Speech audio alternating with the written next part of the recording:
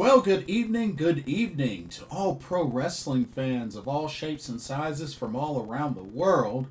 Welcome to another Pro Wrestling Talk video brought to you by Blitzball Champ Gaming here on the U to the Tube.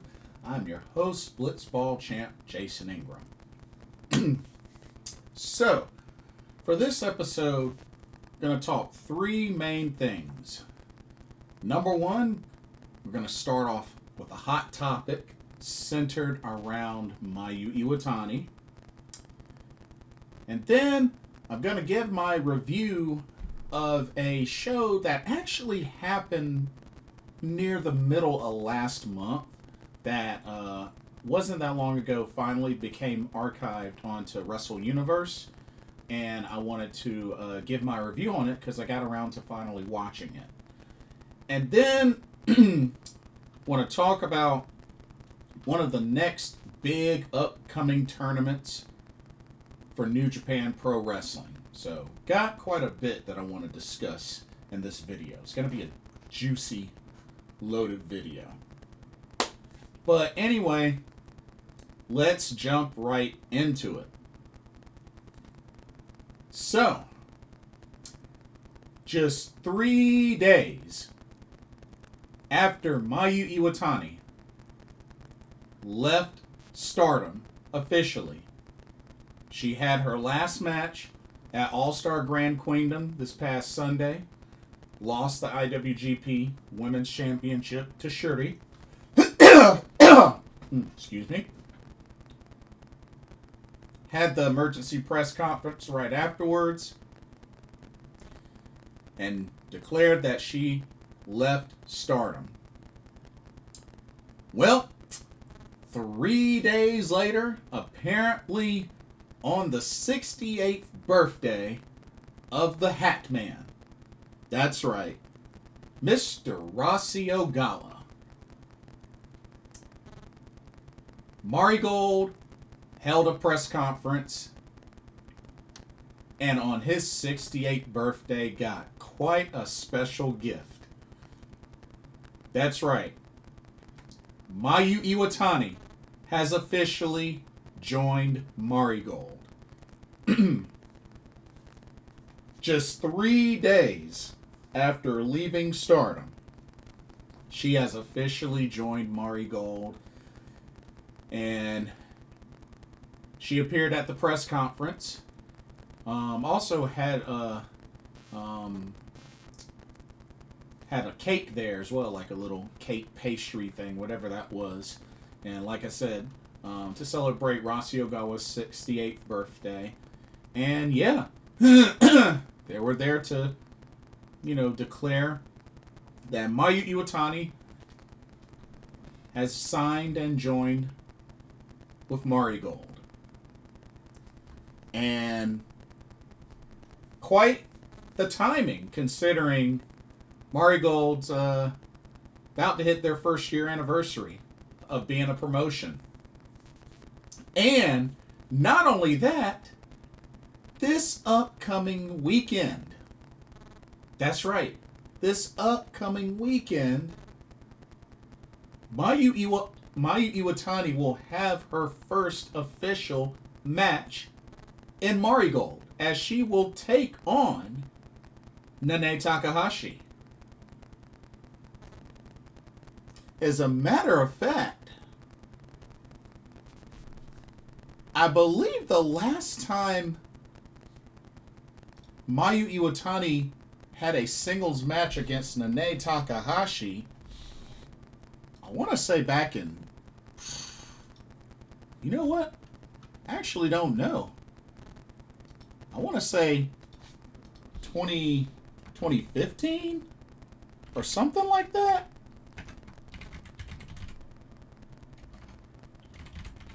It's been a hot minute.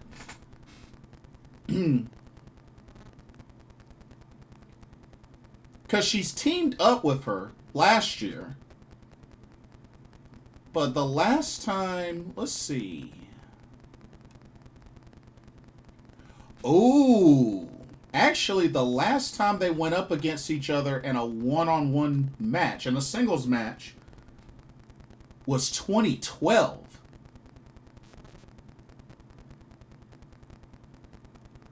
Yeah, it was actually 2012.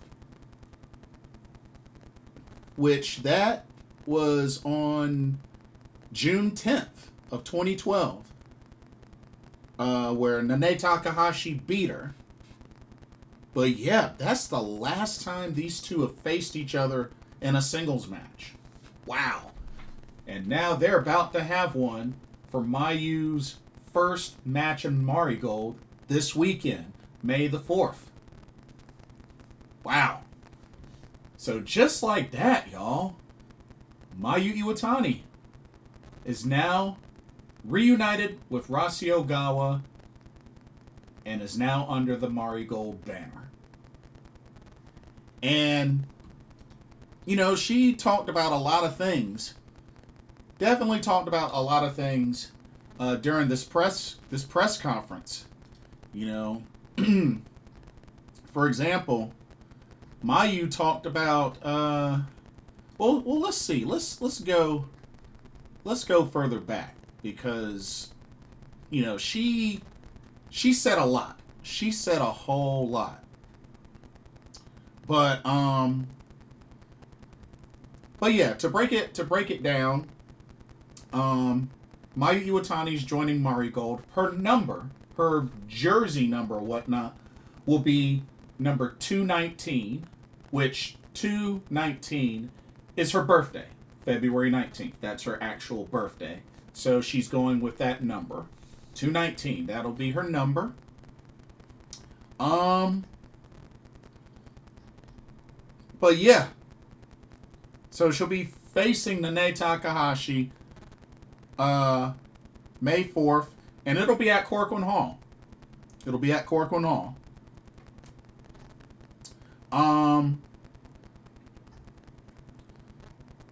So Mayu talked about a couple of things. First off, she talked about one of the reasons that she joined Marigold is to wrestle Io Sky, Kairi Sane, and Julia. You know, very familiar faces, especially Io and Kairi.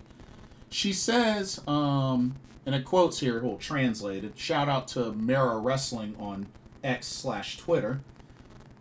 She said, Io-san and Kairi are real superstars. So one of the reasons why I transferred was because I wanted to wrestle with members like Io-san, Kairi, and even Julia.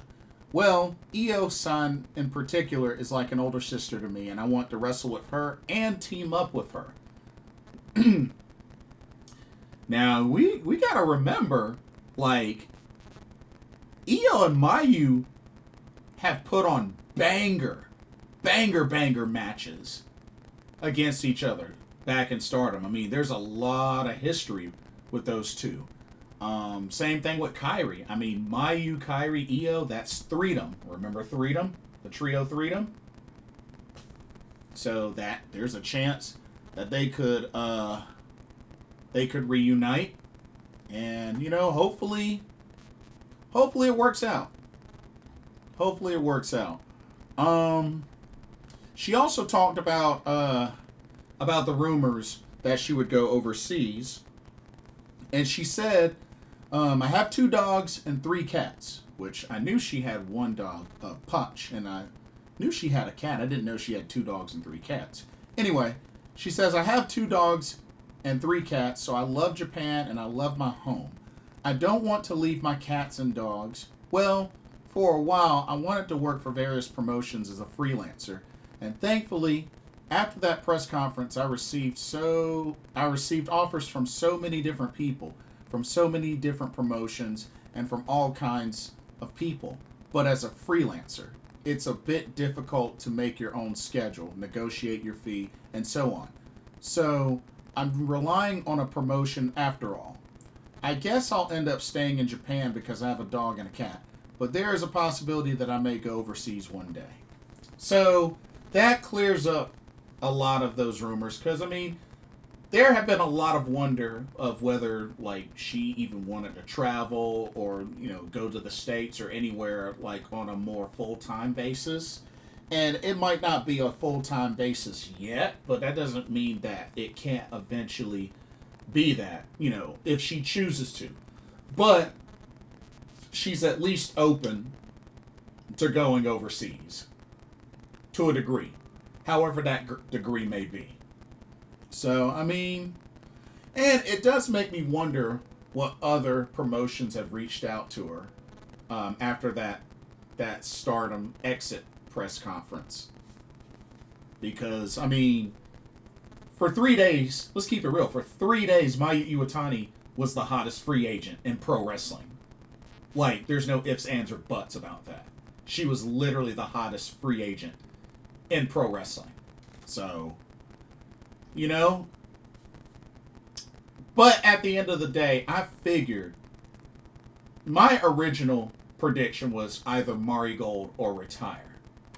And sure enough, she's part of the Marigold roster now. So, she did also talk about botched moves in Marigold, and she says she wants to help in the training. She says, and I quote, "I've been following Marigold closely," which isn't a surprise. I mean, Rasi Ogawa's over there. That's like her father figure. And in my impression is there are just too many botched moves. I don't know if I should say this, but there have been too many botched moves. I'm not sure if that is appropriate for a professional. Since I'm here, I feel I need to put on matches that satisfies the fans. So I think that in Marigold, I'll be the one with the most experience. Ah, there's Nane-san, but she's leaving the company at Yoyogi. Well, I'll essentially be the one with the most experience, so I want to keep an eye on training and all of that. And, you know, that says a lot. That definitely says a lot. But, I mean, I understand what she's saying. I do understand what she's saying. Because you gotta think. Most of the talent over there in Marigold is mostly young and inexperienced. I mean, I know you had a couple that came from Actress Girls that, you know, aren't long time veterans, but you can tell they're still kind of inexperienced. You got a lot of rookies over there.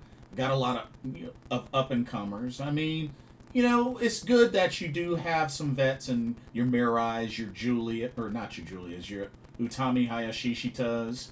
Mai Sakurai has gotten better over the years. She's improved. You know, Sari whenever she's over there. And you know, I get it. I definitely get it. And it's just one of those things where I think over time they'll get better. I mean, after all, it's only their first year. Like, it's only the promotion's first year. They're on a platform where they're given an opportunity. So honestly, I understand. You know, it's not gonna be easy. It's not gonna be easy, but I get it. I definitely get it. I get what she's ultimately saying. A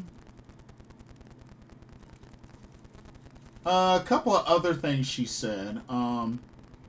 She said, for a normal person, there would be no reason to leave Stardom. They'd think it's stupid. If you want guaranteed stability, you should just stay there. It's just that Mayu Iwatani doesn't have anything left to do in Stardom. And to be honest, y'all, she's right. When you really think about it, she's right. I mean, she's literally done everything in Stardom pretty much except win the Future of Stardom Championship. But it's not like she ever needed that title. But, I mean, she's done everything else. She's won, you know, the major tournaments. I mean, she's won a 5-star Grand Prix, a Goddess of Stardom Tag League, and she's won the Cinderella tournament twice.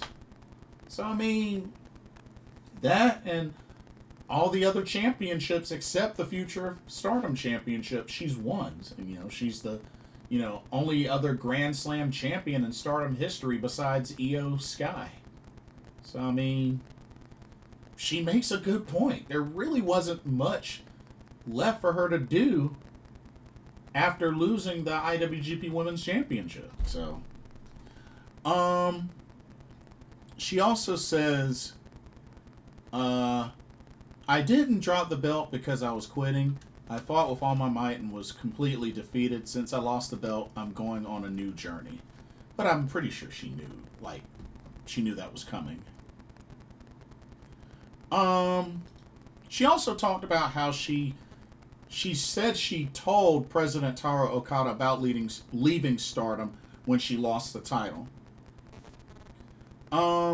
She says, and I quote, "I was disappointed that I wasn't able to become the first champion, but I was able to wear the belt 2 years ago. Every time I defended the title, I thought, if I lose the IWGP, I'll probably quit. That's how much I was invested in the IWGP. So I couldn't lose. If I lost the belt, it was over. That would be the end of Mayu Iwatani in Stardom. No more red belt or white belt. For the past 2 years, I've been devoting my wrestling career to the IWGP. I had decided that the time I would leave Stardom would be when I lost the IWGP. I had told President Toru Okada about that feeling for a while." And like I said, it's totally understandable. Totally understandable. And you know, she's got to do what she's got to do. And like I said, I'm not surprised that it came to this. Because she made some good points. She made some very good points. And the main thing, I'm just glad she's happy. Like, she looked like she was legit happy. Rossi Ogawa looked like he was happy. They were vibing. It looked like a very chill and just exciting press conference for the both of them, you know. When it's about Stardom, Mayu commented about Stardom. She said, "I'm glad I was a Stardom wrestler. It's not that I came to dislike it. I've always loved it. I'd be lying if I said I had no lingering attachment to Stardom." I mean, she was there for 14 years and 3 months. I mean, it's kind of easy for her to be attached.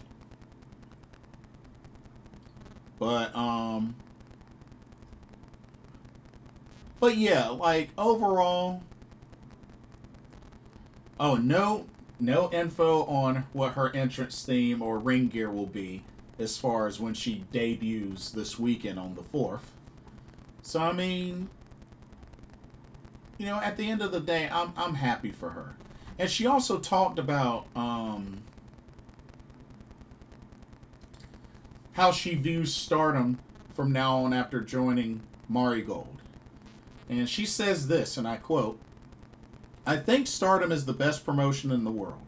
It's not like I'm thinking I'll surpass them the moment I arrive. The wall that is Stardom is incredibly high. So I don't have the mindset of immediately overtaking them, but eventually I want to make Marigold into a promotion that people will eventually think of as the best. How will I feel when I watch it? I haven't felt that way yet, so I'm not sure. I might feel some frustration wondering how things would have been if I had stayed, but I have no regrets about leaving. I'll be watching with warm eyes and treating them as rivals, determined not to lose." I mean, that's understandable. That's understandable. Because when it comes down to it, you're on a different promotion that pretty much is competition. Is rival now to Stardom.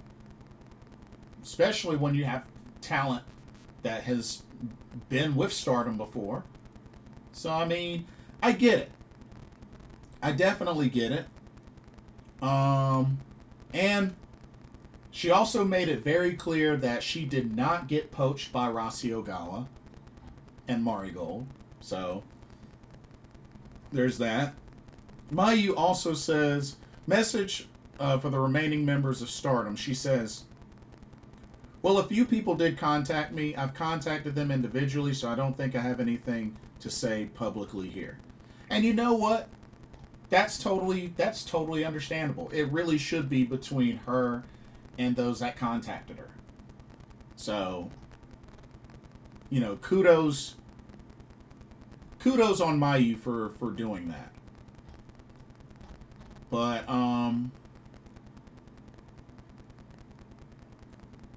But yeah, Like, and then Rossi Ogawa had some words for as far as just hitting their first year. And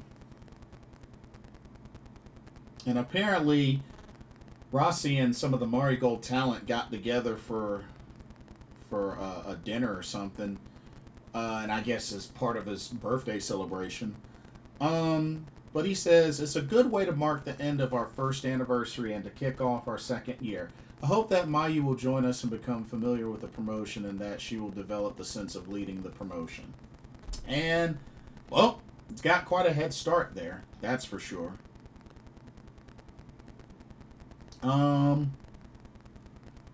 Couple of other things that Mayu was saying, especially as it gets into goals.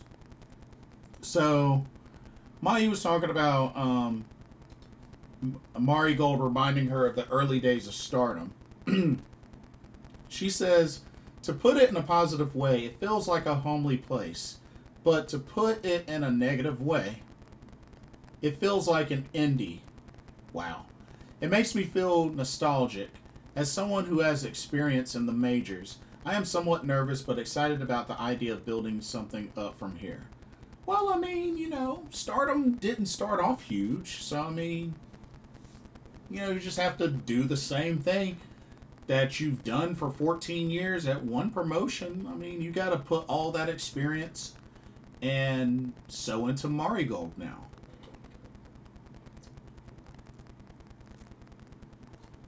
And you know, I feel like it's really a good time that she, you know, this is pretty good timing.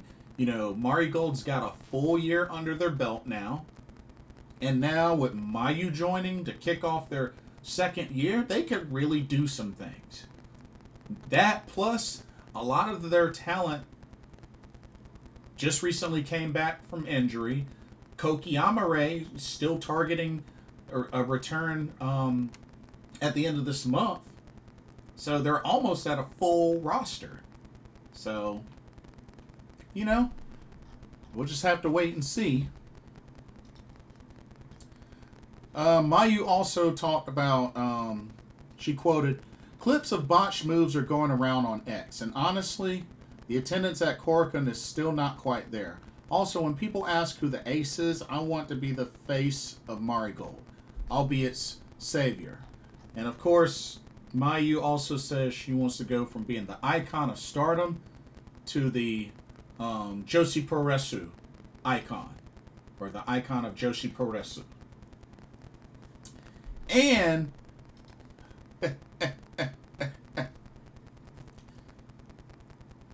Mayu also has certain championship aspirations. She wants to become the first woman to hold the IWGP and GHC Women's Championships. She says no one has ever held both the IWGP Women's and GHC Women's titles. I believe I have achieved many historic firsts and major accomplishments up until now.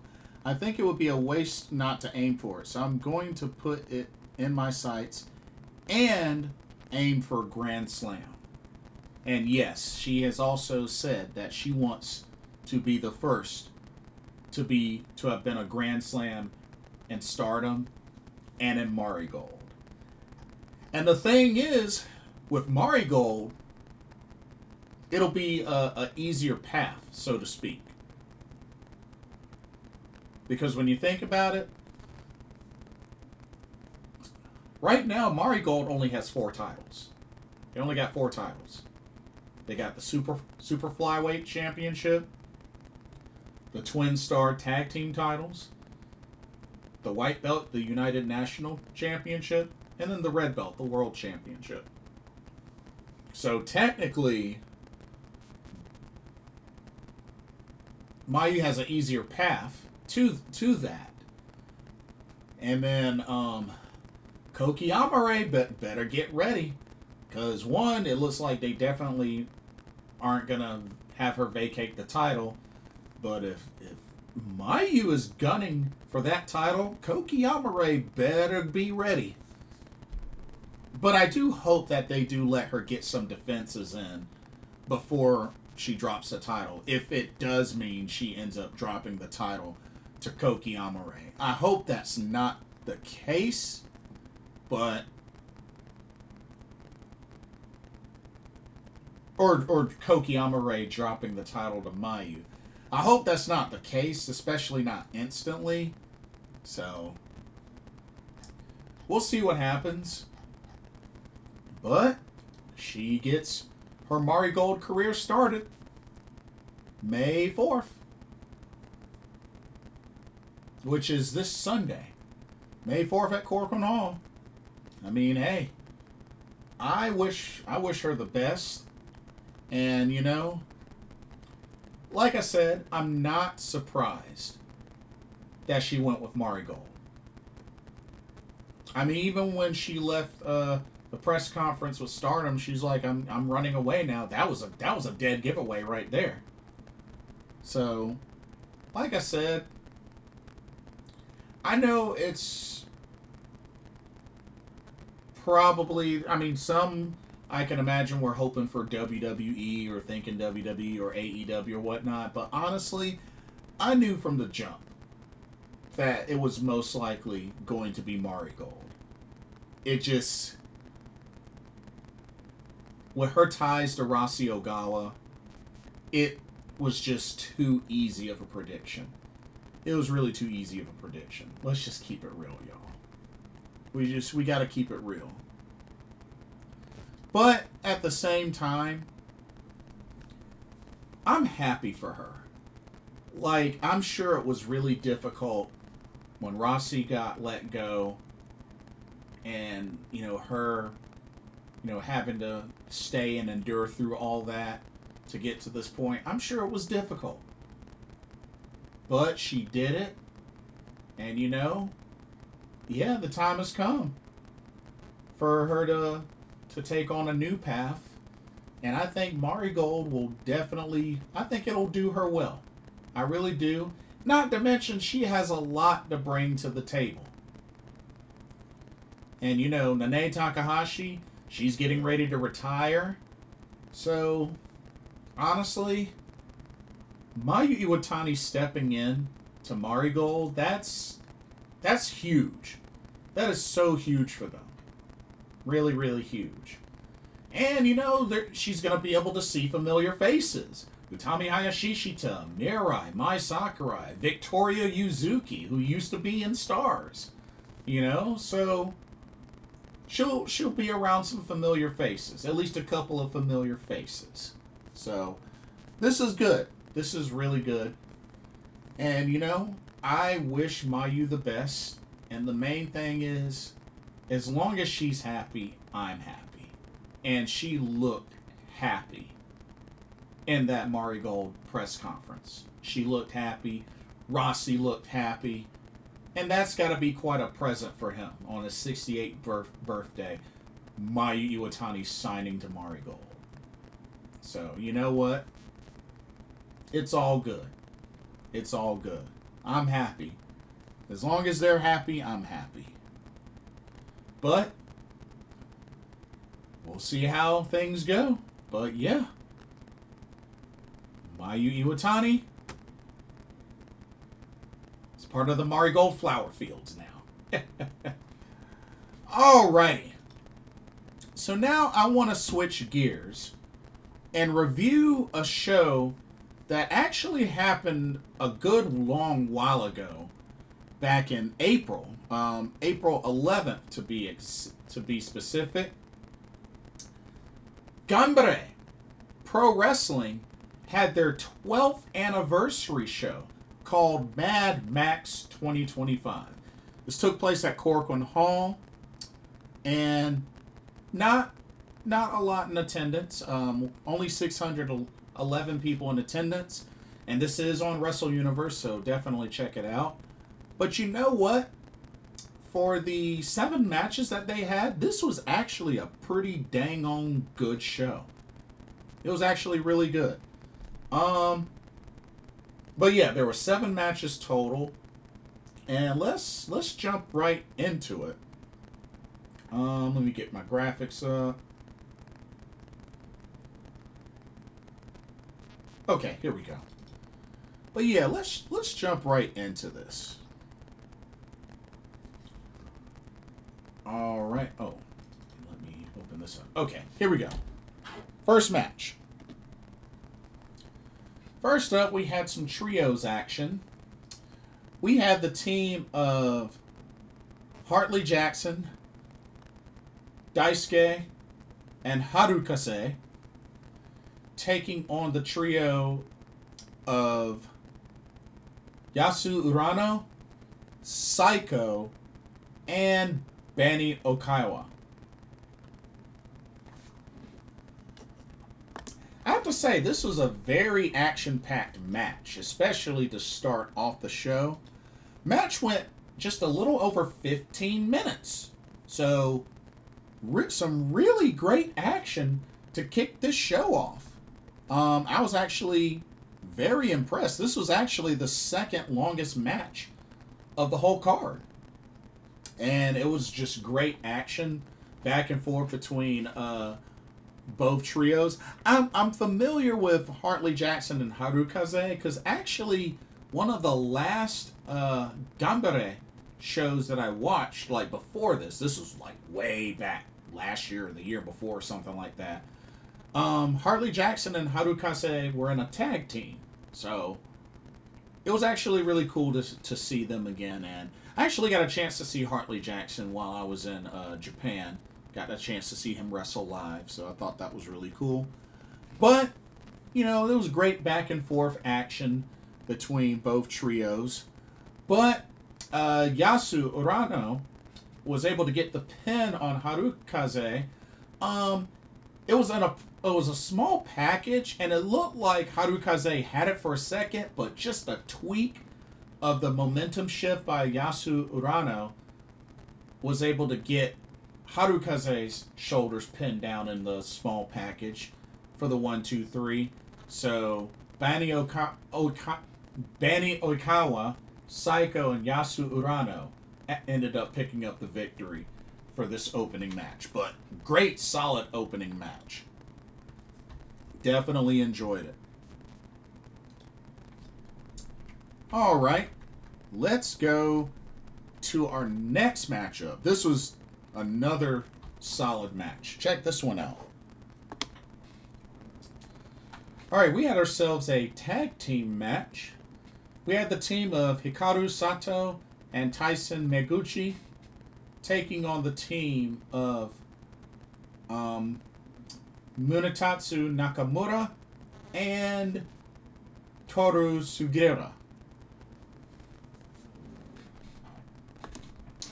This was definitely a hard-hitting match. A lot of strikes and a lot of trading strikes, especially from Hikaru Sato, who I have seen wrestle live before when I was in Japan.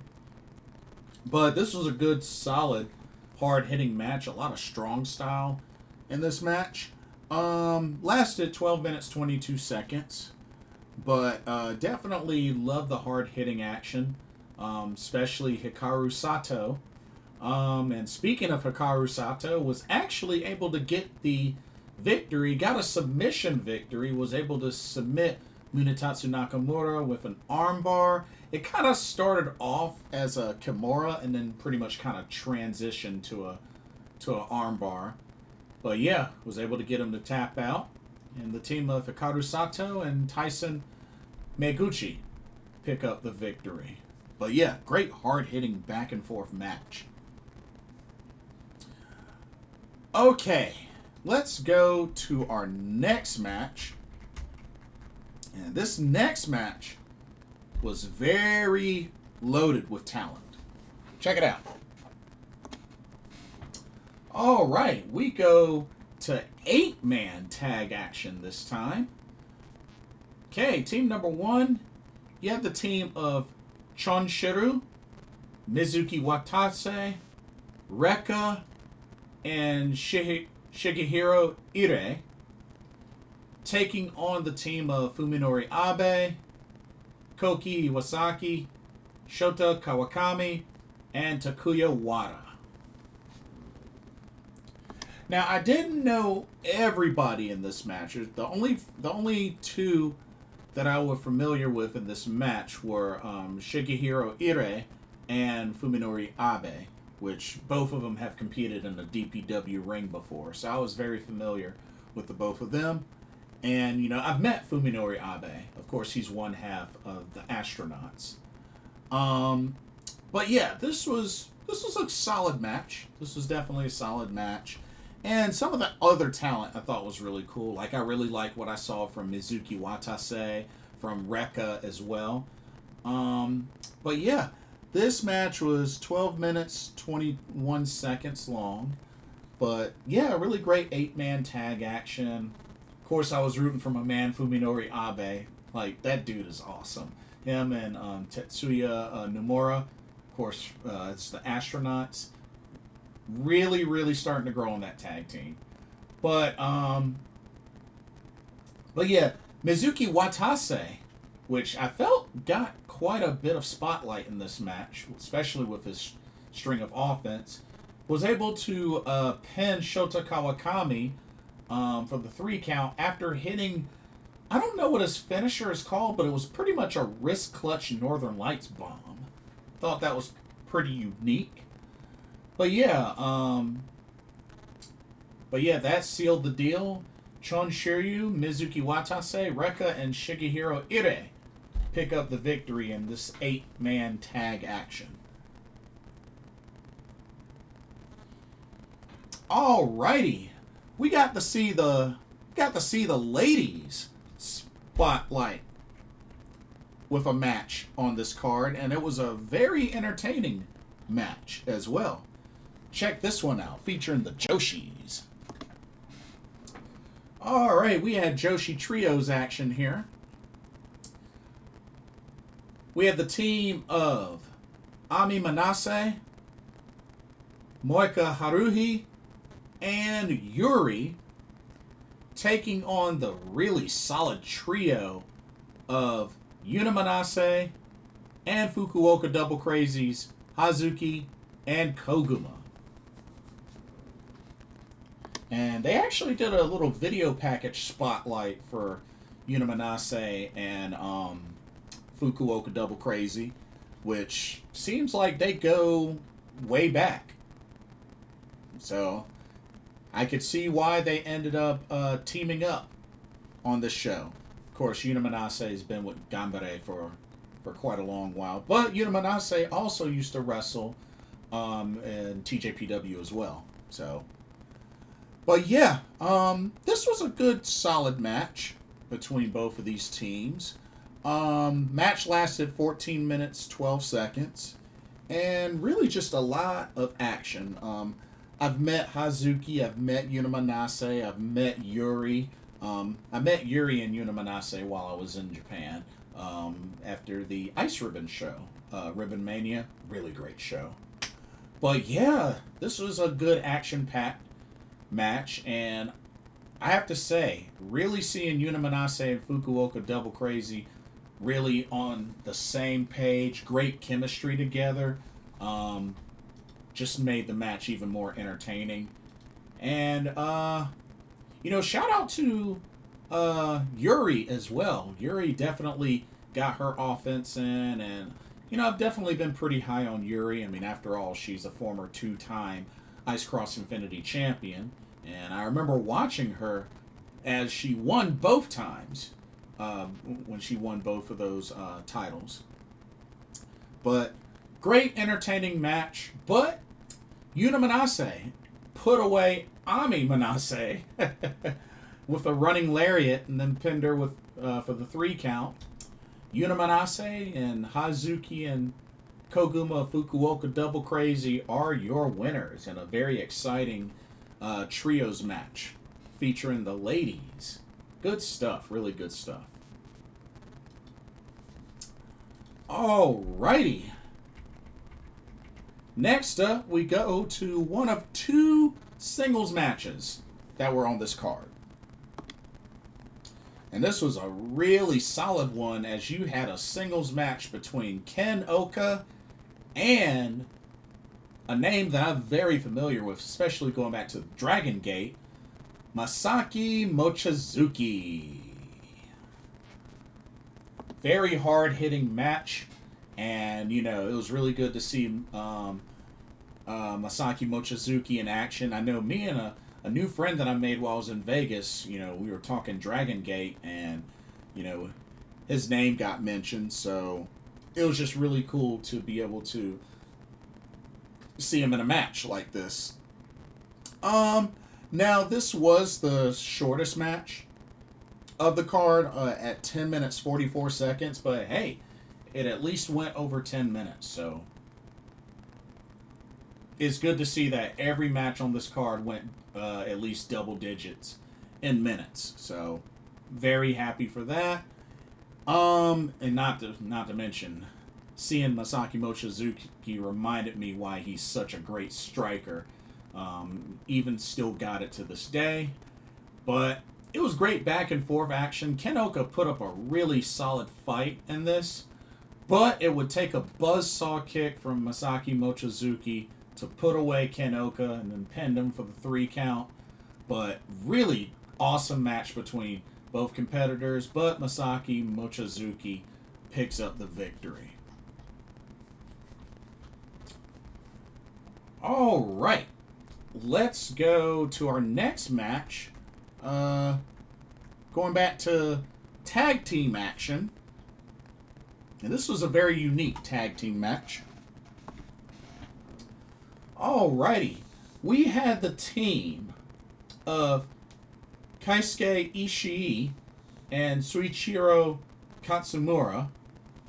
And they took on the team of Tatsuhito Takuya and Yuji Nagata.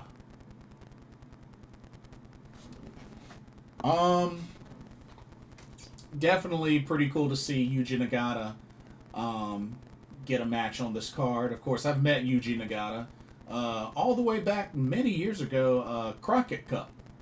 He teamed up with Cozy Lariat. Oh my goodness, now I can't think of his name. Oh my goodness, I can't think of his name. Wow. It'll eventually come up. But yeah, Yuji Nagata teamed up with him. But yeah, this was a good solid match. Definitely didn't have any complaints with this one. This went 14 minutes 19 seconds. And, you know, this was a solid, hard-hitting match.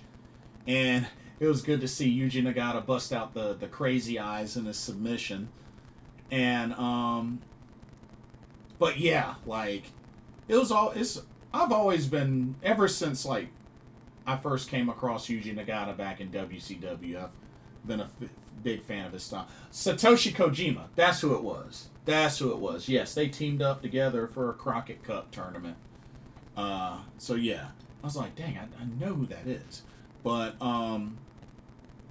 yeah, this was a good, solid match. I definitely like the exchanges, especially between Keisuke Ishii and Yuji Nagata. But all 4 men looked really solid. But Yuji Nagata, speaking of which, Yuji Nagata was able to get the victory, pinning Shuichiro Katsumura with a backdrop driver hold for the 3 count. Yuji Nagata, Tatsuhito Taikawa pick up the victory. But yeah, good solid match and a lot of experience in that match as well. And then the main event of Mad Max 2025, celebrating the 12th anniversary of Ganbare Pro Wrestling, came down to this.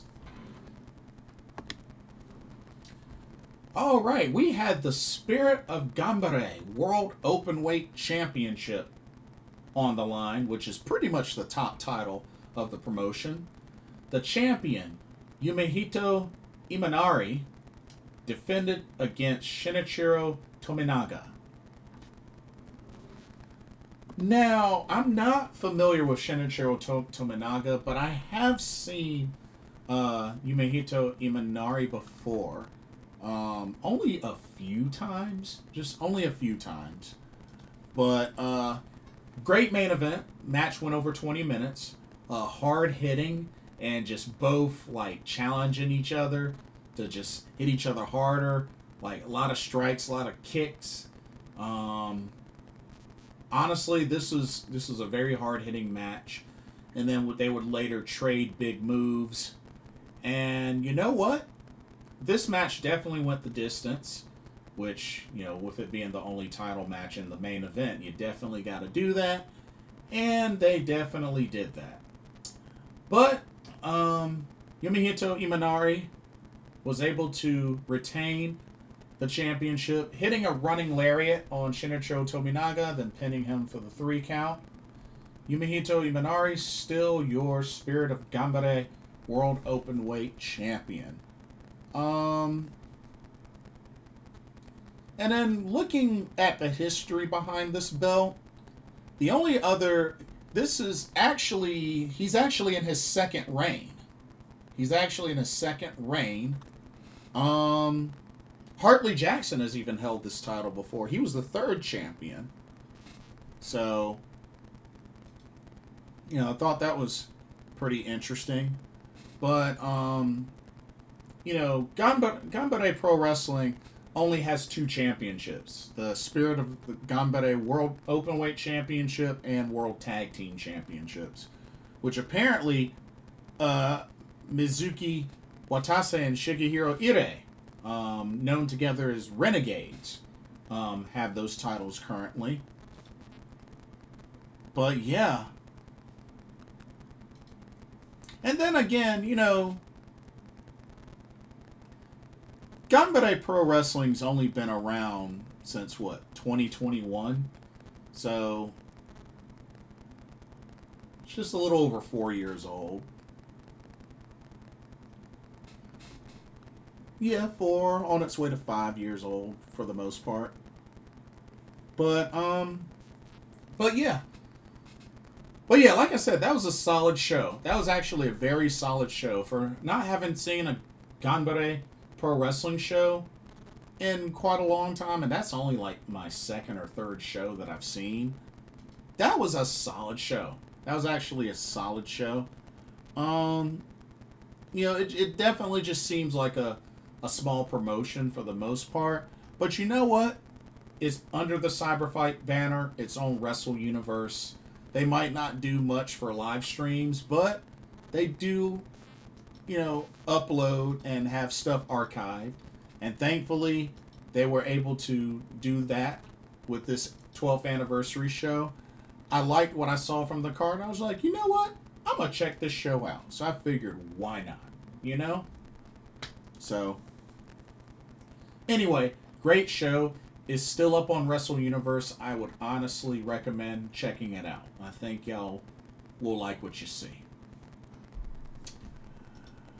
Okay, and now to finish this off, gonna go over the blocks for the Best of the Super Juniors tournament. Tournament number 32, which is coming up. It starts, just to remind everybody, it starts not this Saturday, but next Saturday. Next Saturday, May 10th. So, better be ready. As a matter of fact, it starts one day after Resurgence. So, that's going to be a pretty big weekend for New Japan Pro Wrestling next weekend. So, keep an eye out. Anyway, let's go over the confirmed talent and the blocks. So, starting off with the A block, we got Master Wato.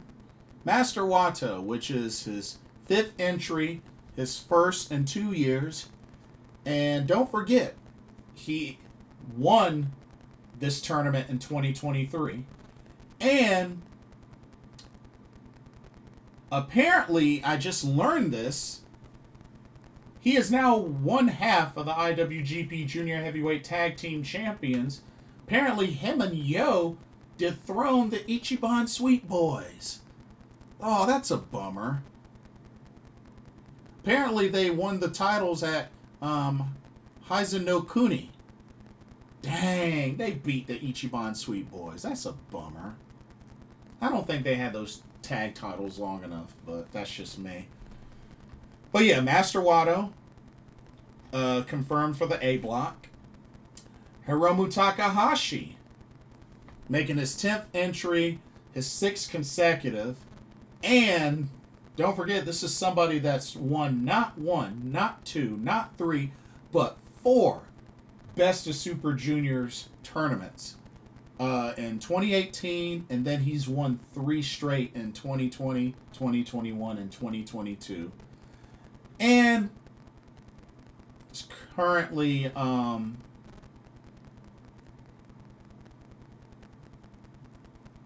he was one half of the IWGP Tag Team Champions. So Hiromu's definitely a threat. Now, I know it's really weird that he's even still competing as a junior, which I would have thought he would have stayed in the heavyweight league, but he's in this tournament again. So for sure, he's definitely a threat. Definitely a threat. Another threat.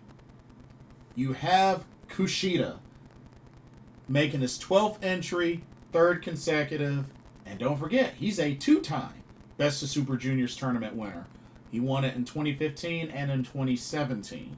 So, he's definitely a threat. Kosei Fujita is in here. It's his 2nd entry, 2nd consecutive. You got Ninja Mac returning for this tournament, which I'm actually glad to hear. 2nd entry, 2nd consecutive. Love Ninja Mac. Ninja Mac, quite a high flyer. Robbie X. Robbie X, one of the newer faces, making his Best of Super Juniors debut. So it's his first time. He was in the Super Junior Tag League last year where he teamed up with Taiji Ishimori. But yeah, it'll be interesting to see how he does in this tournament. Dude's got some skills. He's got some good high flying skills. All right, we got Francesco Akira as well. His 4th entry, 4th consecutive. Keep an eye on him. He could be a breakout in this tournament and perhaps might go to the finals. You never know. Clark Connors making his 4th entry, 4th consecutive. Current Defy World Champion. Yoshinobu Karabaru making his 8th entry, 5th consecutive. And then you have Dragon Dia making his 2nd entry, 2nd consecutive. Because, he was in one last year, struggled badly, took him forever to finally get a victory, and he ended up beating Kushida to get that one victory. So we'll have to see if he can have a better record this time around. But that is your A block. That's your A block. Now, let's talk about the B block. So for the B block, you have El Desperado making his 9th entry, 6th consecutive. He's the current IWGP Junior Heavyweight Champion, and he is last year's Best of Super Juniors tournament winner. So, definitely a threat. You have Ryusuke Taguchi making his 21st entry. This is his first one in 2 years. Longtime veteran, and he's even won one of these tournaments before, way back in 2012. So, a lot of experience there. Robbie Eagles making his 7th entry, 7th consecutive. Another familiar face. You have Yo. Yo, 7th entry, his first in 2 years. Another one half of the IWGP Junior Heavyweight Tag Team Champions. And remember, he was actually a finalist, a runner-up. He was a runner-up back in 2021. So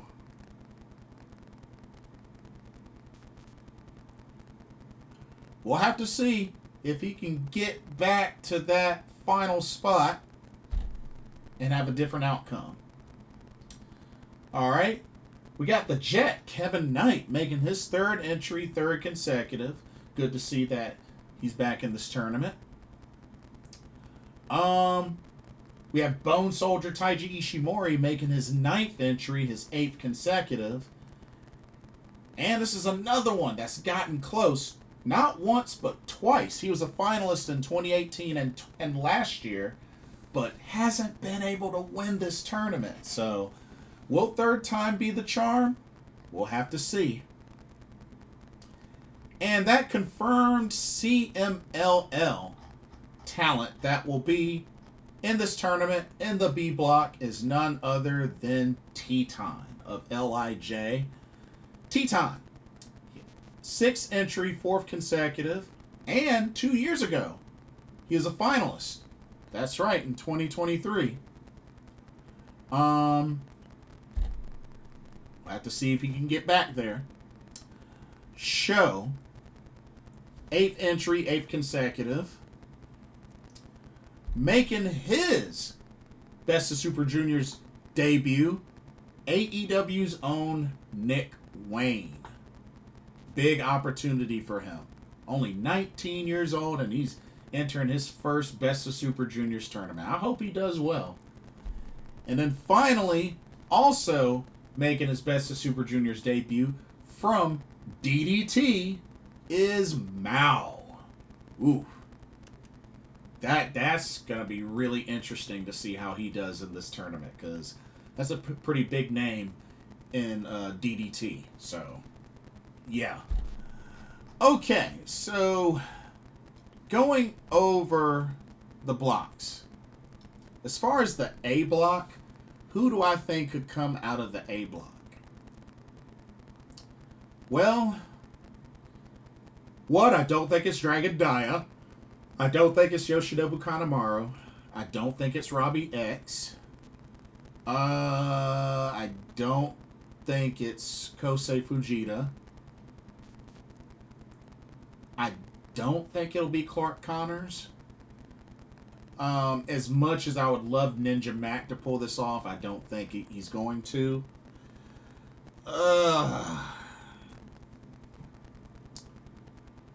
Because here's the thing. Does Hiromu really need to win a 5th one? I really don't. So I'd have to say Hiromu's out.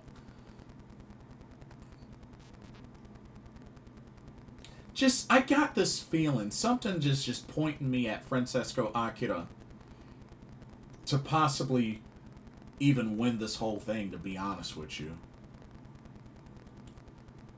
I mean, Kushida, he's won 2 of them, but I just...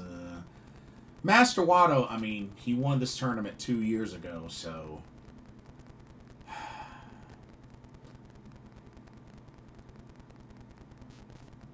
I would say... I don't know, I just have this feeling Francesco Akira is going to make it out of the A block. He might not win the whole thing, but I got a feeling he's going to make it out of the A block. And then for the B block, let's see. For the B block, oh man. Despy was last year's winner. And see, the thing is, Teton was a finalist. Ryusuke Taguchi has won one before. Taiji Ishimori came close twice. I mean,